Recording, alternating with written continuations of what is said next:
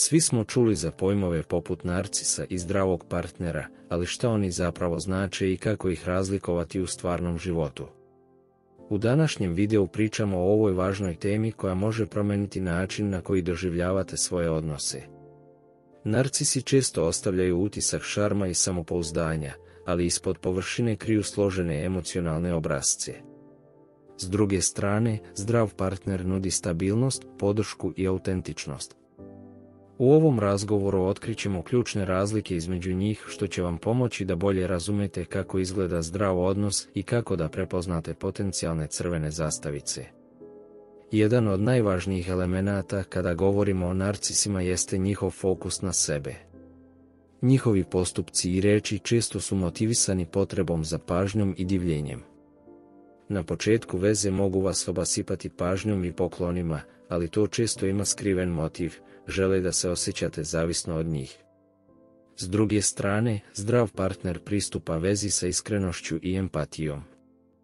Oni su zainteresovani za vaše misli, osjećanja i potrebe i spremni su da grade odnos zasnovan na poverenju.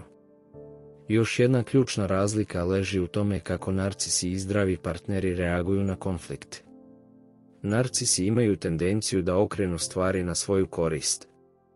Ako nešto nije po njihovom, lako će vas okriviti ili manipulisati situacijom kako bi sačuvali svoju sliku savršenstva. Nasuprot tome, zdrav partner će pokušati da sasluša vašu stranu priče i da pronađe rješenje koje je dobro za oboje. Njihova sposobnost da ostanu smireni i otvoreni tokom nesuglasica pravi ogromnu razliku u kvalitetu odnosa. Ako se osvrnemo na emocionalnu dinamiku, narcisi često stvaraju osjećaj nesigurnosti kod svog partnera. Mogu se igrati sa vašim emocijama, stvarajući ciklus uzbuđenja i razočaranja. Ovo može biti veoma iscrpljujuće, ali često je i suptilno, pa može proći neprimećeno dok ne postane prekasno. S druge strane, zdrav partner pruža emocionalnu podršku. Oni su tu za vas u trenucima radosti i tuge, što gradi osjećaj sigurnosti i stabilnosti u vezi. Jedan od načina da prepoznate narcisa jeste i njihova sklonost ka kontroli. Oni žele da imaju moć nad svakim aspektom veze, bilo da je u pitanju kako se oblačite, s kim provodite vreme ili čak kako razmišljate. Nasuprot tome, zdrav partner vas postiče da budete svoji.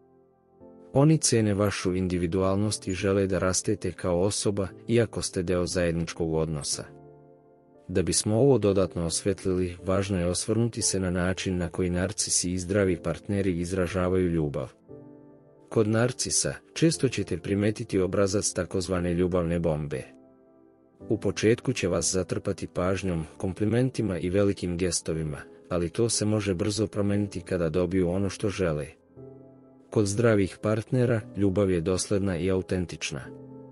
Njihova pažnja ne zavisi od toga šta možete učiniti za njih, već od toga ko ste kao osoba.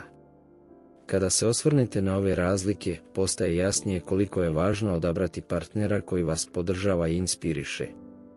Narcisi često ostavljaju osjećaj iscrpljenosti i zbunjenosti, dok vas zdrav odnos osnažuje. Prepoznati ove obrasce može biti izazovno, ali ključ je u tome da slušate sebe i oslonite se na svoj osjećaj za ono što je ispravno. Još jedan važan aspekt koji često pravi razliku između narcisa i zdravog partnera jeste način na koji se ophode prema vašem uspehu i ličnim dostignućima. Narcisi imaju tendenciju da se osjećaju ugroženo kada vi napredujete.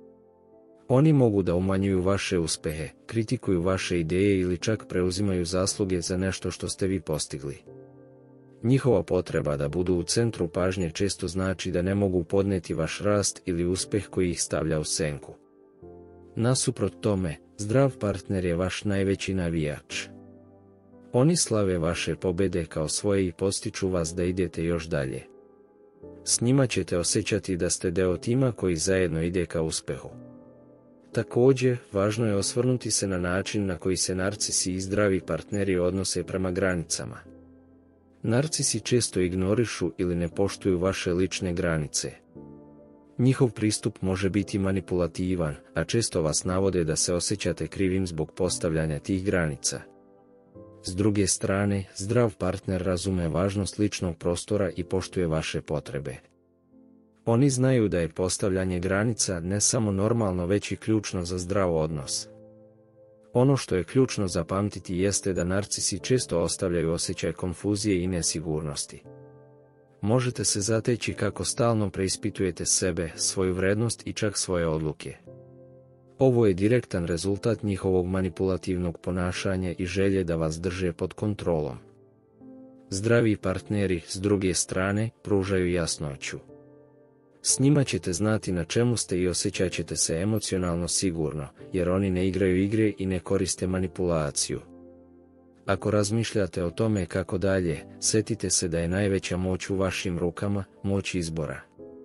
Birati zdravog partnera znači birati nekoga ko vas vidi, poštuje i podržava, a ne nekoga ko vam nameće osjećaj nesigurnosti i sumnje.